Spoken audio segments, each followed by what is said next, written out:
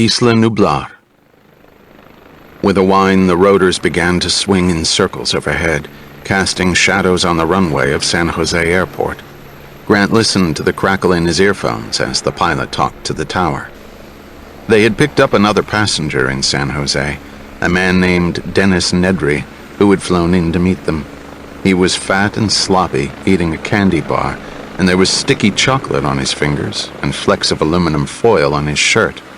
Nedry had mumbled something about doing computers on the island, and hadn't offered to shake hands. Through the plexi bubble, Grant watched the airport concrete drop away beneath his feet, and he saw the shadow of the helicopter racing along as they went west toward the mountains. "It's about a 40-minute trip," Hammond said from one of the rear seats. Grant watched the low hills rise up, and then they were passing through intermittent clouds, breaking out into sunshine.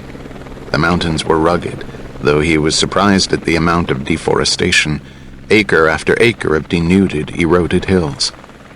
"Costa Rica," Hammond said, "has better population control than other countries in Central America.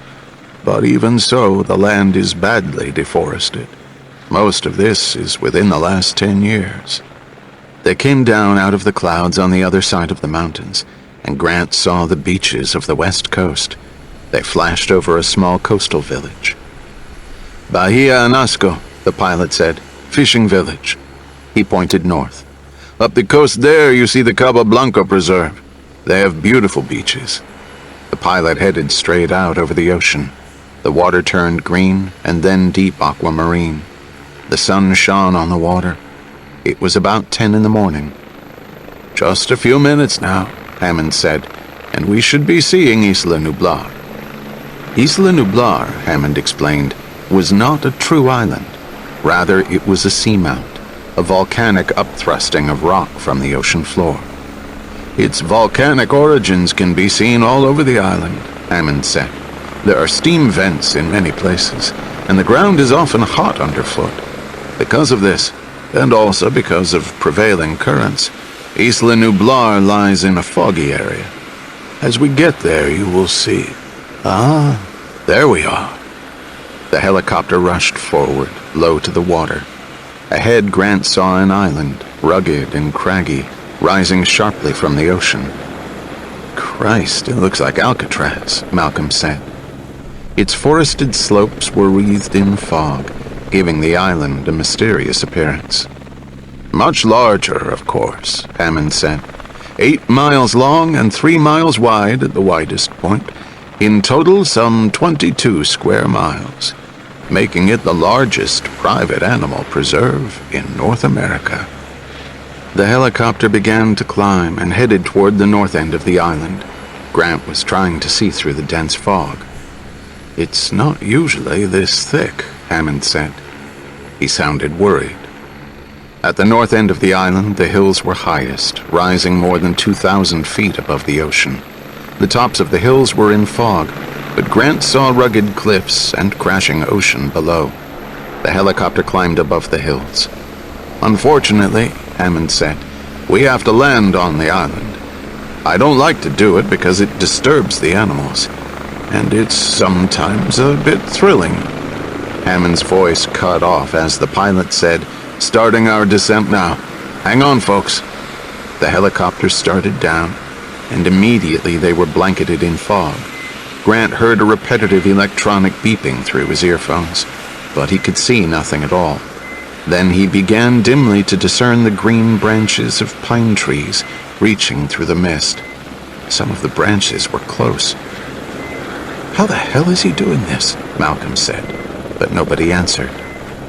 The pilot swung his gaze left, then right, looking at the pine forest. The trees were still close. The helicopter descended rapidly. "Jesus," Malcolm said. The beeping was louder. Grant looked at the pilot. He was concentrating. Grant glanced down and saw a giant glowing fluorescent cross beneath the plexi bubble at his feet. There were flashing lights at the corners of the cross. The pilot corrected slightly and touched down on a helipad. The sound of the rotors faded and died. Grant sighed and released his seatbelt. "We have to come down fast that way," Hammond said, "because of the wind shear. There's often bad wind shear on this peak, and, well, we're safe." Someone was running up to the helicopter, a man with a baseball cap and red hair. He threw open the door and said cheerfully, "Hi, I'm Ed Regis. Welcome to Isla Nublar, everybody. And watch your step, please." A narrow path wound down the hill. The air was chilly and damp. As they moved lower, the mist around them thinned, and Grant could see the landscape better. It looked, he thought, rather like the Pacific Northwest, the Olympic Peninsula. "That's right," Regis said. "Primary ecology is deciduous rainforest, rather different from the vegetation on the mainland, which is more classical rainforest. But this is a microclimate that only occurs at elevation, on the slopes of the northern hills. The majority of the island is tropical." Down below they could see the white roofs of large buildings nestled among the planting. Grant was surprised. The construction was elaborate. They moved lower out of the mist, and now he could see the full extent of the island, stretching away to the south. As Regis had said, it was mostly covered in tropical forest. To the south, rising above the palm trees, Grant saw a single trunk with no leaves at all, just a big curving stump. Then the stump moved and twisted around to face the new arrivals. Grant realized that he was not seeing a tree at all. He was looking at the graceful curving neck of an enormous creature rising 50 feet into the air. He was looking at a dinosaur. "Welcome." "My God," Ellie said softly. They were all staring at the animal above the trees. "My God." Her first thought was that the dinosaur was extraordinarily beautiful. Books portrayed them as oversized, dumpy creatures, but this long-necked animal had a gracefulness, almost a dignity about its movements, and it was quick. There was nothing lumbering or dull in its behavior. The sauropod peered alertly at them and made a low trumpeting sound, rather like an elephant. A moment later, a second head rose above the foliage, and then a third and a fourth. "My God," Ellie said again. Gennaro was speechless. He had known all along what to expect. He had known about it for years, but he had somehow never believed it would happen. And now he was shocked into silence. The awesome power of the new genetic technology, which he had formerly considered to be just so many words in an overwrought sales pitch, the power suddenly became clear to him. These animals were so big. They were enormous, big as a house, and so many of them. Actual damn dinosaurs. Just as real as you could want. Gennaro thought, "We are going to make a fortune on this place. A fortune." He hoped to God the island was safe. Grant stood on the path on the side of the hill with the mist on his face, staring at the gray necks craning above the palms. He felt dizzy, as if the ground were sloping away too steeply. He had trouble getting his breath, because he was looking at something he had never expected to see in his life. Yet, he was seeing it. The animals in the mist were perfect apatosaurs, medium-sized sauropods. His stunned mind made academic associations. North American herbivores, late Jurassic Horizon, commonly called brontosaurs, first discovered by E.D. Cope in Montana in 1876. Specimens associated with Morrison Formation strata in Colorado, Utah, and Oklahoma. Recently, Berman and McIntosh had reclassified it a Diplodocus based on skull appearance. Traditionally, Brontosaurus was thought to spend most of its time in shallow water, which would help support its large bulk. Although this animal was clearly not in the water. It was moving much too quickly, the head and neck shifting above the palms in a very active manner. A surprisingly active manner, Grant began to laugh. "What is it?" Hammond said, worried. "Is something wrong?" Grant just shook his head and continued to laugh. He couldn't tell them that what was funny was that he had seen the animal for only a few seconds, but he had already begun to accept it, and to use his observations to answer long-standing questions in the field. He was still laughing as he saw a fifth and a sixth neck crane up above the palm trees. The sauropods watched the people arrive. They reminded Grant of oversized giraffes. They had the same pleasant, rather stupid gaze. "I take it they're not animatronic," Malcolm said. "They're very lifelike." "Yes, they certainly are," Hammond said. "Well, they should be, shouldn't they?" From the distance, they heard the trumpeting sound again. First one animal made it, and then the others joined in. "That's their call," Ed Regis said, welcoming us to the island. Grant stood and listened for a moment, entranced. "You probably want to know what happens next," Hammond was saying, continuing down the path. "We've scheduled a complete tour of the facilities for you, and a trip to see the dinosaurs in the park later this afternoon.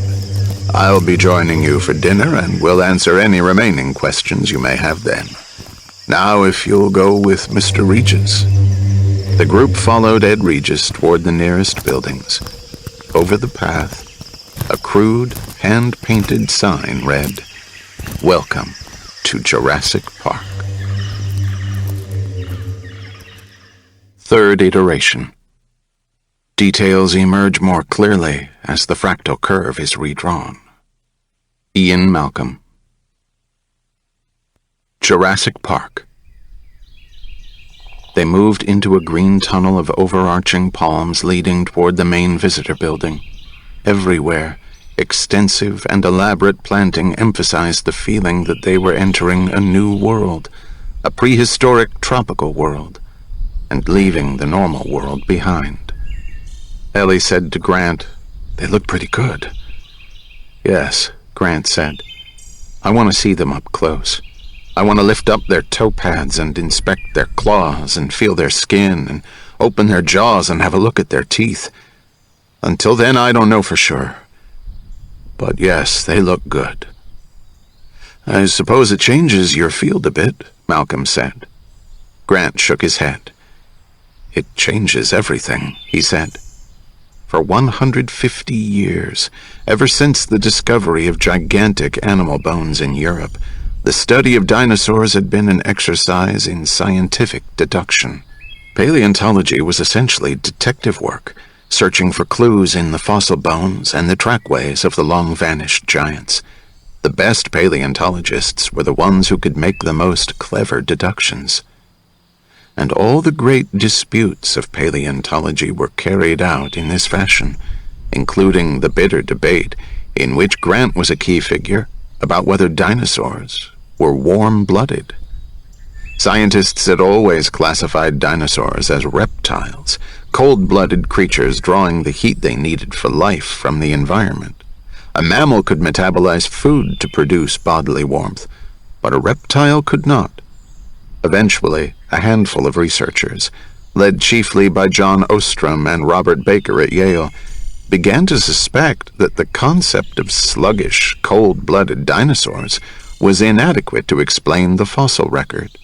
In classic deductive fashion, they drew conclusions from several lines of evidence. First was posture. Lizards and reptiles were bent-legged sprawlers, hugging the ground for warmth.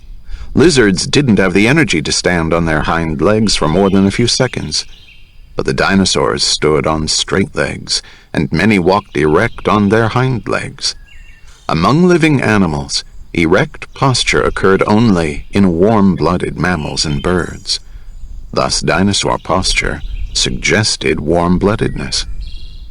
Next, they studied metabolism, calculating the pressure necessary to push blood up the 18-foot-long neck of a brachiosaur, and concluding that it could only be accomplished by a 4-chambered, hot-blooded heart. They studied trackways, fossil footprints left in mud, and concluded that dinosaurs ran as fast as a man. Such activity implied warm blood. They found dinosaur remains above the Arctic Circle, in a frigid environment unimaginable for a reptile. And the new studies of group behavior, based largely on Grant's own work, suggested that dinosaurs had a complex social life and reared their young, as reptiles did not. Turtles abandoned their eggs, but dinosaurs probably did not. The warm-blooded controversy had raged for 15 years before a new perception of dinosaurs as quick-moving, active animals was accepted, but not without lasting animosities. At conventions, there were still colleagues who did not speak to one another. But now, if dinosaurs could be cloned, why, Grant's field of study was going to change instantly. The paleontological study of dinosaurs was finished. The whole enterprise, the museum halls with their giant skeletons and flocks of echoing schoolchildren, the university laboratories with their bone trays, the research papers, the journals, all of it was going to end. "You don't seem upset," Malcolm said. Grant shook his head. "It's been discussed in the field. Many people imagined it was coming, but not so soon." "Story of our species," Malcolm said, laughing. "Everybody knows it's coming, but not so soon." As they walked down the path, they could no longer see the dinosaurs, but they could hear them, trumpeting softly in the distance. Grant said, "My only question is, where'd they get the DNA?" Grant was aware of serious speculation in laboratories in Berkeley, Tokyo, and London that it might eventually be possible to clone an extinct animal such as a dinosaur, if you could get some dinosaur DNA to work with. The problem was that all known dinosaurs were fossils, and the fossilization destroyed most DNA, replacing it with inorganic material. Of course, if a dinosaur was frozen, or preserved in a peat bog, or mummified in a desert environment, then its DNA might be recoverable. But nobody had ever found a frozen or mummified dinosaur, so cloning was therefore impossible. There was nothing to clone from. All the modern genetic technology was useless. It was like having a Xerox copier, but nothing to copy with it. Ellie said, "You can't reproduce a real dinosaur because you can't get real dinosaur DNA." "Unless there's a way we haven't thought of," Grant said. "Like what?" she said. "I don't know," Grant said. Beyond a fence, they came to the swimming pool, which spilled over into a series of waterfalls and smaller rocky pools. The area was planted with huge ferns. "Isn't this extraordinary?" Ed Regis said. "Especially on a misty day, these plants really contribute to the prehistoric atmosphere. These are authentic Jurassic ferns, of course." Ellie paused to look more closely at the ferns. Yes, it was just as he said. Serena veriformans, a plant found abundantly in fossils more than 200 million years old, now common only in the wetlands of Brazil and Colombia. But whoever had decided to place this particular fern at poolside obviously didn't know that the spores of veriformans contained a deadly beta-carboline alkaloid. Even touching the attractive green fronds could make you sick, and if a child were to take a mouthful, he would almost certainly die. The toxin was 50 times more poisonous than oleander. People were so naive about plants, Ellie thought. They just chose plants for appearance, as they would choose a picture for the wall. It never occurred to them that plants were actually living things, busily performing all the living functions of respiration, ingestion, excretion, reproduction, and defense. But Ellie knew that in the Earth's history, plants had evolved as competitively as animals, and in some ways more fiercely. The poison in Serena veriformans was a minor example of the elaborate chemical arsenal of weapons that plants had evolved. There were terpenes, which plants spread to poison the soil around them and inhibit competitors, alkaloids, which made them unpalatable to insects and predators and children, and pheromones used for communication. When a Douglas fir tree was attacked by beetles, it produced an anti-feedant chemical, and so did other Douglas firs in distant parts of the forest. It happened in response to a warning alleochemical secreted by the trees that were under attack. People who imagined that life on Earth consisted of animals moving against a green background seriously misunderstood what they were seeing. That green background was busily alive. Plants grew, moved, twisted, and turned, fighting for the sun, and they interacted continuously with animals, discouraging some with bark and thorns, poisoning others, and feeding still others to advance their own reproduction, to spread their pollen and seeds. It was a complex, dynamic process which she never ceased to find fascinating, and which she knew most people simply didn't understand. But if planting deadly ferns at poolside was any indication, then it was clear that the designers of Jurassic Park had not been as careful as they should have been. "Isn't it just wonderful?" Ed Regis was saying. "If you look up ahead, you'll see our safari lodge." Ellie saw a dramatic low building with a series of glass pyramids on the roof. "That's where you'll all be staying here in Jurassic Park." Grant's suite was done in beige tones, the rattan furniture in green jungle print motifs. The room wasn't quite finished. There were stacks of lumber in the closet and pieces of electrical conduit on the floor. There was a television set in the corner with a card on top. Channel 2, Hypsilophodont Highlands. Channel 3, Triceratops Territory. Channel 4, Sauropod Swamp. Channel 5, Carnivore Country. Channel 6, Stegosaurus South. Channel 7, Velociraptor Valley. Channel 8, Pterosaur Peak. He found the names irritatingly cute. Grant turned on the television but got only static. He shut it off and went into his bedroom, tossed his suitcase on the bed. Directly over the bed was a large pyramidal skylight. It created a tinted feeling, like sleeping under the stars. Unfortunately, the glass had to be protected by heavy bars so that striped shadows fell across the bed. Grant paused. He had seen the plans for the lodge, and he didn't remember bars on the skylight. In fact, these bars appeared to be a rather crude addition. A black steel frame had been constructed outside the glass walls, and the bars welded to the frame. Puzzled, Grant moved from the bedroom to the living room. His window looked out on the swimming pool. "By the way, those ferns are poison," Ellie said, walking into his room. "But did you notice anything about the rooms, Alan?" "They changed the plans." "I think so, yes." She moved around the room. "The windows are small," she said, "and the glass is tempered, set in a steel frame. The doors are steel-clad. That shouldn't be necessary. And did you see the fence when we came in?" Grant nodded.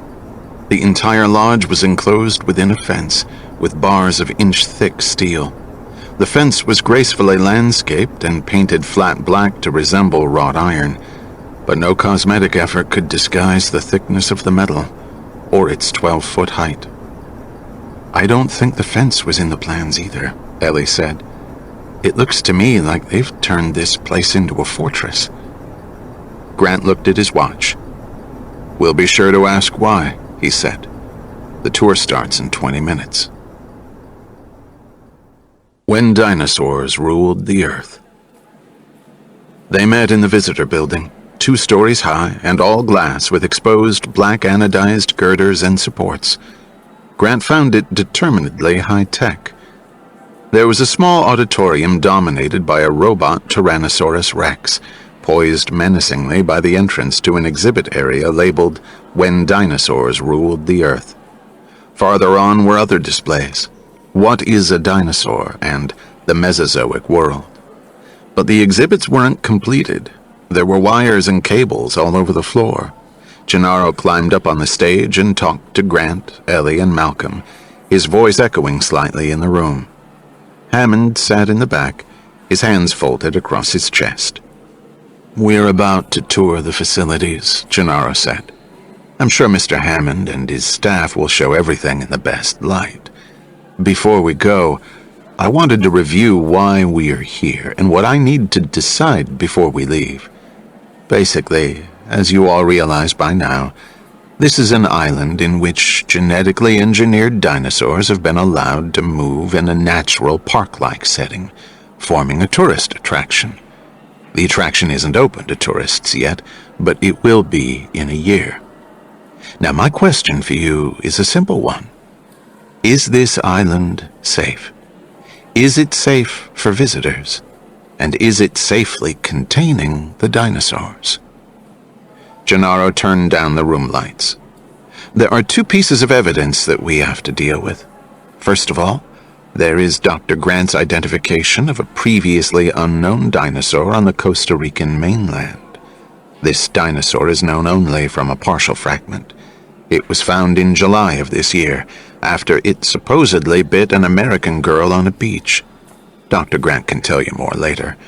I've asked for the original fragment, which is in a lab in New York, to be flown here so that we can inspect it directly. Meanwhile, there is a second piece of evidence. Costa Rica has an excellent medical service, and it tracks all kinds of data. Beginning in March, there were reports of lizards biting infants in their cribs, and also, I might add, biting old people who were sleeping soundly. These lizard bites were sporadically reported in coastal villages from Ismaloya to Punta Arenas. After March, lizard bites were no longer reported. However, I have this graph from the Public Health Service in San Jose of infant mortality in the towns of the West Coast earlier this year. I direct your attention to two features of this graph, Gennaro said.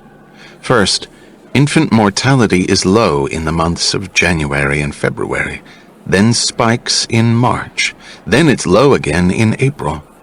But from May onward, it is high, right through July, the month the American girl was bitten. The Public Health Service feels that something is now affecting infant mortality, and it is not being reported by the workers in the coastal villages.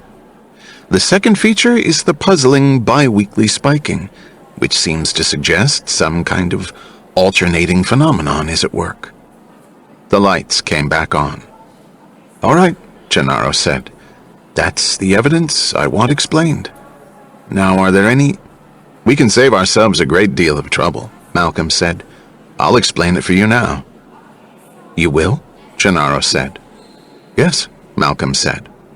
First of all, animals have very likely gotten off the island. Oh, balls, Hammond growled from the back.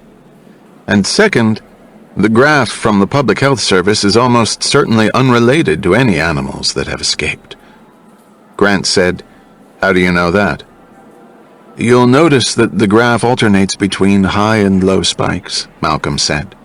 That is characteristic of many complex systems. For example, water dripping from a tap.